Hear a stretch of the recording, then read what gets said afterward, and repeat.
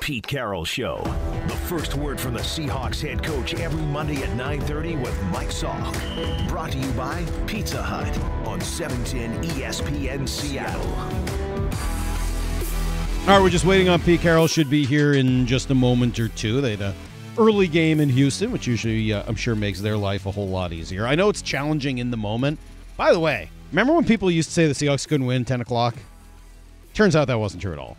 It's just not true at all. You know what helps is having a good team.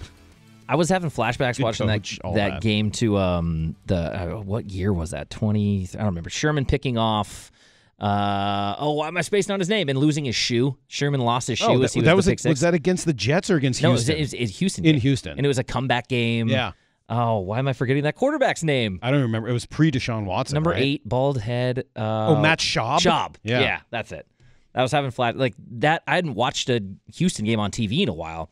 And like suddenly you can just kind of like the composition checks out. You're like, why do I recognize this? I'm like, oh yeah, Sherman's pick 6 and his shoe coming off. It's funny. The when that guy John McClain was on with Jake and Stacey last week, he was talking about that moment and basically saying that pick changed the future of those two franchises. They broke Matt Schaub. He was like he had like good, 2 4,000-yard seasons in a row, and he was never the same ever again. Until he played them a few years ago and threw for like 400 yards against them. Once he was like all but out of the league, he came back and had that one really great game against them. But yeah, no, that's true. They did sort of break Matt Schaub, and I mean those early years of Sherm and what he was capable of. He had a pick yesterday, huh? Yep. He got kind of a gift pick from Josh Allen. So, did you say we have Pete? Oh, I don't see him. Pete, are you there? Yeah. Oh, he's sitting down right now. Hold on. We're getting Pete here in just a moment. We're getting him onto the correct headset and everything else we've got to do in order to make the Pete Carroll Show happen in all of its glory. So Pete, just about to sit down with us. Here we go. Pete, hello. Good morning. How are you, sir? Good morning, Pete. Hold on. I'm kind of juiced up if you want to know the truth. Good, as you should be. How come? I don't know. Just ask me some questions. Are you in a good mood juiced up or bad mood juiced up? You find out. All right, well, good. We'll find out together. What happened yesterday? What'd you think? We played a team that was struggling, and we by the time the game was over, we won like we should. We played good football and took care of the ball, moved it, made conversions, controlled it well enough to have a really good, balanced, solid football game. That's it.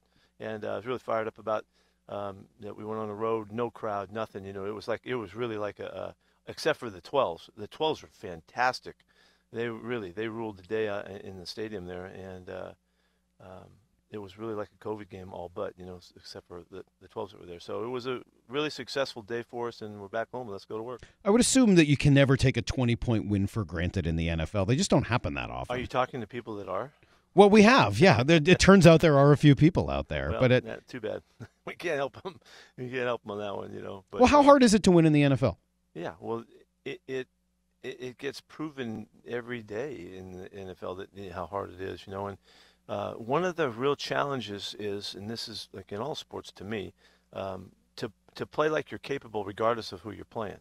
And that's the biggest challenge. Can you do it? And when it really shows itself, I've probably said this a number of times over the years, is when you play a team that's struggling, you should beat them by a good margin if you respect the game and the preparation process and the game day performance. Then you should win like that, and that's what happened. And so I'm really proud of our guys. I thought it was a really good outing. Well, one guy I'm sure you're extra proud of today, he had a pretty good day yesterday, and you really needed him too, was this guy right here. 2 tight ends on the right side, and that's the side Penny goes to, breaks free, stiff arms a man down to the 20. He's going to go 15, 10, 5, touchdown, Seahawks. Rashad Penny, 32 yards and a big stiff arm, and he sticks it in the end zone. There are a lot of 12s who are loving it in the sunshine in Houston. It dawns on me that I'm asking you about Rashad Penny. I should clarify that because he wasn't the only one who had a good down on that play. But how about Rashad Penny's day yesterday? Yeah, well, that was so good. It was so good for all reasons, and it also reminded us what it's like to have a home run hitter out there, and what the anticipation for the fans and the players, he gets a crack and he can go, and that was really something. it's been a long, hard struggle for him, and he's fought his way through it and done everything he could. I mean, he's pretty much spoken to it, and I guess done a pretty good job of, trying to describe what it's like to be under that kind of scrutiny and not quite able to get right, and so he finally is, and it was really, really fun to watch him play, and it was the guys up front did a great job, and you saw the perimeter blocks too by the receivers, did a really good job too to add to it, and it was a big day running the football. How hard is that for you to stay with a guy who's struggling and know how to support somebody in a position like he's been in this year? I would say I'm really good at that. I mean, in general, I mean, because I don't give up on stuff, and I don't look for a way out to try to justify why not. I'm always looking the other way. Why is this guy not being great, and why?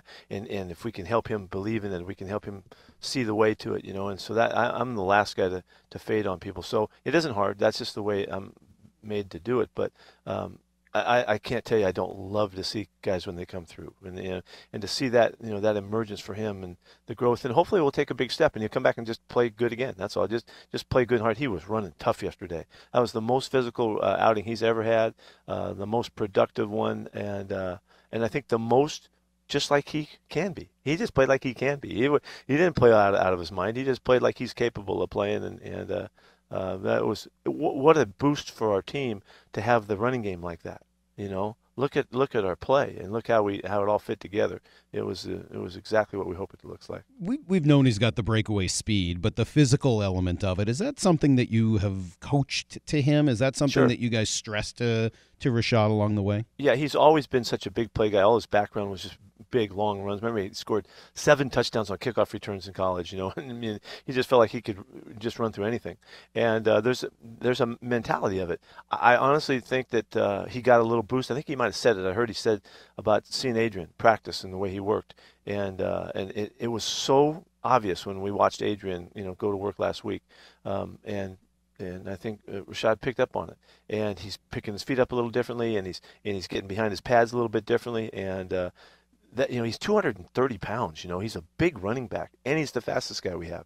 Well, that you combine that, utilizing that, it makes him really dangerous. And so let's go next week, and let's see if we can have another good outing and see him just keep growing. Speaking of guys with good days yesterday, Tyler Lockett, obviously another huge outing for him. Does he get the respect he deserves around the league? I don't know that. I don't think he does. I mean, he gets it around here because we know and love him and all that. But I don't know that he is touted as much. To watch him daily or weekly in and out of these games and these opportunities, and just so beautifully, gracefully make these plays all look perfect. He makes the catches look perfect. He'll time up Russ's throws and use his body to position himself so it looks like the ball is exactly where it's supposed to be thrown, time and time again. I'm not taking anything away from Russ's throws. He just fits it up so nicely, and then he coordinates it with the sidelines or the end zone or the people around him. He's just a remarkably talented football player and athlete, and it's great that we get to see him and all that. And I wish everybody knew it. I mean, what do you got to do? 1,000 yards 3 years in a row? What that's like Steve Largent stuff, around here. And so it had a magnificent performance yesterday. Do you remember when you first saw him, when he first showed up here, and some of your first impressions of Tyler? Oh, yeah. No, I go all the way back to watching his film before we ever saw the guy. And I really thought I saw him as the best route runner in college football, and just because of the precision and stuff. I didn't have any idea about all of this other instinctive stuff. I didn't know why he was like he is. But I do remember all the way back to that. So when he first came here, he just was so darn fast. That was the first thing, because he was so fast.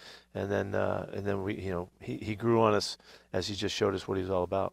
Man of the year, too. I mean, you kind of put together his personality and his actions as a human. I mean, he seems like just the total package of a person. Yeah, he is. I wish the fans would be able to hear him do spoken word too. He's so talented. He can go for like 20 minutes on the topic, and he's doing his stuff, and he's remarkable. It's like rapping, but without music kind of thing, and he's so talented there too. It just comes out in every aspect of his makeup.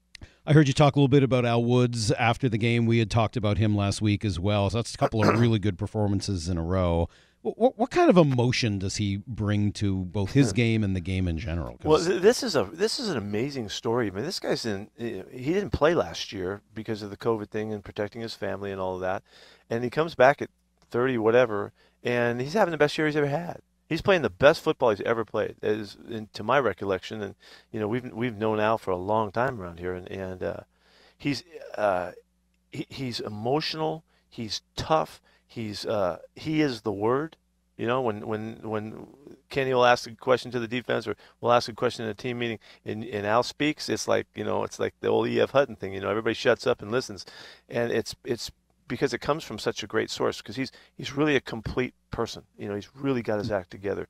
He's got a great world outside of football. He's got a business. He's got a huge family. He's got everything working. It's because he's just that talented of a guy. And he also is emotional. He gets jacked. Look at him, his celebrations and stuff. He's having the time of his life, and he's playing better than he ever has, and couldn't be more excited for him.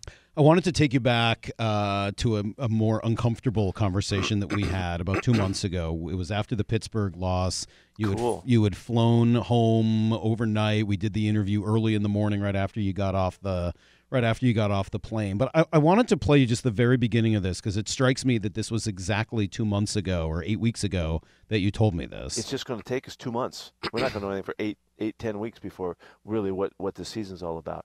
You said that exactly 8 weeks ago. Mm-hmm. And here you see a team 8 weeks later. You've won 2 games in a row. Do you think you now know what this season's about? Well, we don't know what it holds. We do know that we found a rhythm again. Russ was really affected for a long time by this injury, and it was 3.5 games that he missed the Rams, the end of the Rams, and then the next 3, and then he comes back and he's recovering, he's recouping his talents and everything. And yesterday was as we mixed our game together. I'm not sure if I'm answering your question, but I don't care. As we mixed our game together, and you saw the combination of us playing defense and doing our things in the kicking game. Mike D was unbelievable again. He had a great game, and you see us mix the running game, and Russ played vintage Russ yesterday. He made so many unbelievable moves to get free, to make the throw, to throw the 2-minute touchdown pass. One of the best plays of the day was the touchdown pass that was called back to DK. That's an extraordinary moment of just reaction and throw and accuracy and all that. That was such a shame that we missed that play. And all of the rest of the stuff too, but that wasn't a special game for Russ. That's just the way Russ plays. And he's 115 rating, and we win the game going away. And I just think that it's really, it did take this long, and if it was, I don't know if the 8 weeks thing so far back, but that's just projecting how long it's going to take us to get back to right, we didn't know what was going to happen with Russ coming back, but we knew that Gino would grow, and he did get better, and he was ready to go, and he has best game at the last game, and then Russ comes back. And so now what we're faced with is a big frickin' finish opportunity, and let's see what kind of noise we can make. We've got great matchups in the division coming up. We got big games every week, and we're finally in the fourth quarter of this thing, and let's see. I'm really anxious to see, Mike, if we can play like we've played in years past in the fourth quarter of the season. I've been hammering our guys about the fundamentals, hammering them about the basics that make you a good football player and a good football team, so that at the end of the year we're doing that stuff where maybe some other people aren't. And I don't know that it's always been the way we've gone about it, and we've always finished well. Maybe that's part of the reason. I'm anxious to see. I don't care who we're playing. It doesn't matter who we're playing. It's about us doing our thing. So we'll see what happens. Well, you got a big one this week, obviously, against the Rams, and a team that they've had your number more often than not, unfortunately. So when you have beaten them, and you beat them last year in December to win the division, what's been the difference for you guys when you have had success against them? Not letting the pass rush be the factor, I think, as much as anything. They've had such a vibrant pass rush. I don't know if that's the right word, but that it's been a factor, and we have to minimize that. And so there's different ways to do that, and we've got to do them all if we're going to get it done, so that Russ can be free to play, freed up, and we've got to mix the game so that we can run the ball like we like to, and then go back to the game when we did beat them and we had a real normal game, and we have to be able to do that. Obviously, that starts with their big pass rusher in the middle there and everything that Aaron Donald does. I mean, how do you approach a game and game planning for somebody like him, where he lines up in so many different spots and he's got so many different ways that he can attack you? we just have to have a complete plan to and hopefully that it fits whatever they decide to do well enough. We can adapt and adjust because they do mix their fronts enough where some games they'll feature some and other games they'll feature other ones, and you're not quite sure until you play what that game day presents. So we have to have flexibility, and we've got to be really sound, and we've got to be really smart about it, and not just miss the factor that he's not the only guy. They got some other dudes out there too now, and it's a good group. So it's a good challenge for us. We beat these guys before; they beat us before. Let's go see what happens. I would imagine you're pretty proud of your defense right now. 2 second-half shutouts in a row. I mean, those don't happen every day in the NFL either. What are they doing well right now? A lot of things. Really, it starts up front. They can't run the football at us at all. Another 2-point something per rush. The rush for 60 yards, 70 yards last week, and 60 yesterday. That's a constant, so that we build on the constant. Our guys are really suited to play the running game. With Al and Brian Monet, who we're going to miss for some here, and Puna inside. Those guys have been phenomenal. And what's happened is our linebackers have 240 tackles, behind that line of scrimmage, and the running game has been really good. Our pass rush has really been hard to find, and we've generated when we pressure, but our guys are trying, and they're just they're built, for another style, and so we're doing the best we can with that. But I think the defense is playing excellent football right now. The corner play has been so much better. They've been active and creative with the things that they're doing. They're tackling really well. And they're not big guys; they're just studs. They're studly kids doing it. How about that hit that Sidney Jones had yesterday on the little bubble screen? For whatever reason, that one stood out. It just reminded me of Sherm, the way he would come up and take the body on those plays. Instincts, yeah. That's not a play. He's got deep responsibility, but he read the whole thing and had the the makeup to go for it, and he made a great third down stop right there. I mean, he had a great hit last week on the goal line. His hit on the goal line was really the message-sending hit, and I thought for that goal line stand. I don't know if it was kind of in the middle of the pile, so you wouldn't see it so much, but it was a fantastic play. Sidney's really stepping up.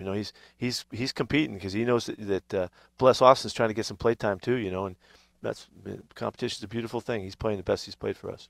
Darrell Taylor, I don't know whether you consider him this his rookie year since he didn't play at all last year. He's not technically a rookie, but he's a rookie. Yeah, he didn't play. If that's the case, 6 sacks is a pretty darn impressive rookie year. And I think back on Frank Clark, sort of the last big defensive end that you guys developed and drafted, and it took him beyond his rookie year to really come into his own and even get that much playing time as a rookie. He's going to end the season with more than 6 now. He's just getting warmed up. He had 2 yesterday. He'd take one away from a penalty.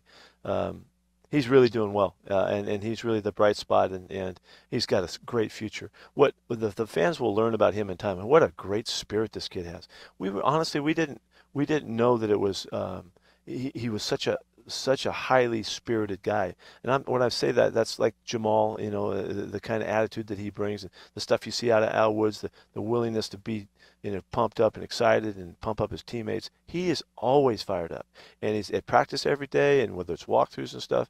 And honestly, even in the last year, the first year with him, I did not see that and didn't know that. And he's emerged. Remember we talked about how hard he worked in this off season, and I was kind of surprised, because he's going over and above in so many different areas, but he did an incredible job in the off season. Look at the payoff. But more than that, it's because he's got a great spirit about him, and he's going to be a fantastic player. And he made a transition, right? He was more of a defensive end, and you guys asked him to be more of a linebacker. I don't know that I fully understand the differences of what you've asked him to change, but he slimmed out a little bit. And how is that transition gone? There's a crossover in here about rushing and dropping, and we want him rushing as much as possible. And but the outside back, we play 4-3 scheme. Most people would look at it, but really with 3-4 personnel. We've been doing that since I was at Arkansas, and so I go back to SC when Cush and Clay Matthews were our outside guys. Are they Leos or are they Sam Backers? That's just the way we've done it over the years, and so. He's really capable. We're going back to Darrell. He's really capable of doing everything. He can play outside back, or he can play the Leo spot. So what we like doing is keep them guessing. Keep them guessing with a featured pass rushing role, and sometimes he gets in coverage and makes some plays like he did last week. You mentioned that the guys up front. I assume you mean the guys in the middle as you're talking about the pass rush. That they're not necessarily, I think you said, built for that. that's a trade-off that you've got to make, right, as a coach in deciding. So how do you make those decisions in terms of it's more important for us at that time to have a guy that can stop the run?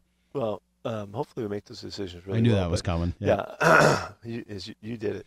But I saw the smile as I started. I was like, "Oh, I know where this one's going." I read the defense on that one pretty well. Really, I got you. We try to maximize,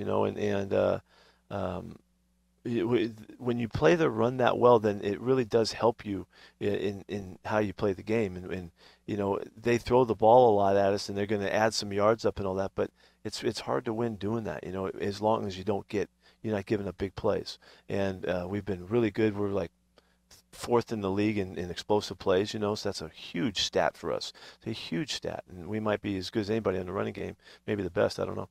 But that's a big stat for you, so maybe there's a little bit of pain with the high completion percentage because we're playing a lot of zone and making them dump the ball down, and we just got to beat them up when they do it. And so that's kind of how it's going. I would rather rush the passer than anything. I would rather be getting after the quarterback and making him have to falter. When we pressured, we were really effective yesterday. Maybe as you look back, we could have done more, but they didn't do anything. They scored 1 touchdown on the opening drive, and so that drive we had 2 major mistakes in the play in that drive, and that's how they got down there. And so, the rest of the game, the guys played great. They had 2 field goals the rest of the day. Were you a little bit more aggressive after that drive and not necessarily rushing the passer, but in playing some more man coverage, et cetera, and mixing that in a little bit more? No, that wasn't it. That wasn't what the problem was. We just we just missed a couple drops and gave them freebies, and the big crossing route, we needed to stop that play. That was the one that changed the drive. And the third down play that they made, the first third down play we played that play all week long, killed it all week long, and then we gave it to them. And then they run it one more time against the same coverage, and we kill it the next time.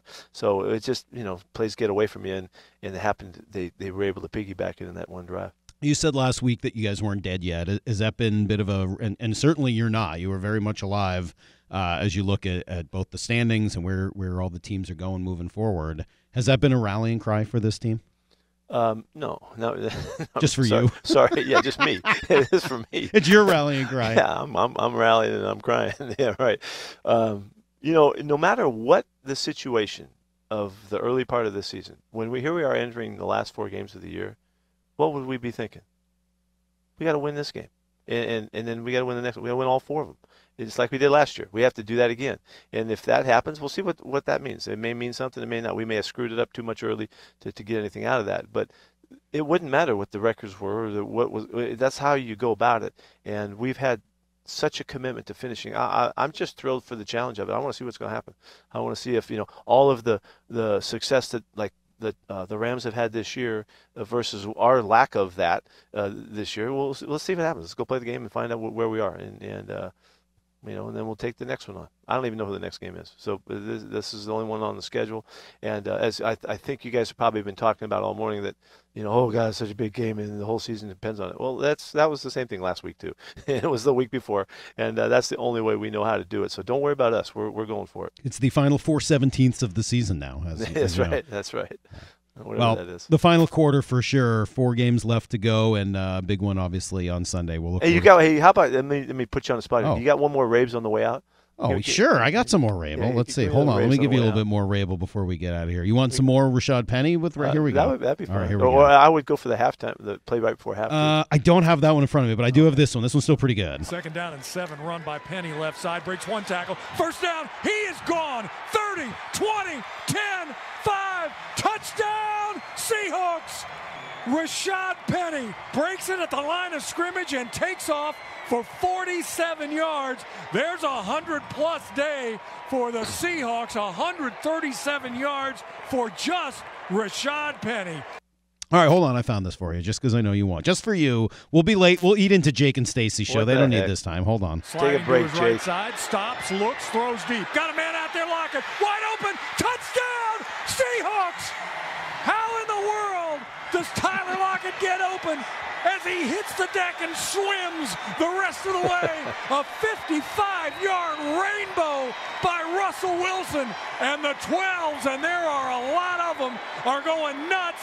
And Houston, 16-10, the Hawks lead. That was a pretty huge play, by the way, at the end of the half. That was amazing. That's amazing to see that. Hey, Raves is such a treasure. I don't know how many people listen to the radio show and supposed to watch it on TV, but what a treasure, man. He does a great job. You can't wait to hear him call that stuff like that. All right. Nice going, Steve. You keep winning games. We'll keep playing your Rabel cuts the next morning, okay? Beautiful. All right. I'll talk to you next week. Thanks, Coach. There you go. Bye. Pete Carroll, every single morning after the games, he joins me here on the Mike Salk Show, and some really good stuff in there, and you kind of hear where they're going, where they're at, and where they're what they have left to do. Final 4 games of the season, and it starts Sunday against LA. We'll be back tomorrow morning, 6 a.m. Stick around for Jake and Stacy. They're coming up next. Give you their take on this one. Talk to you guys tomorrow morning. Goodbye.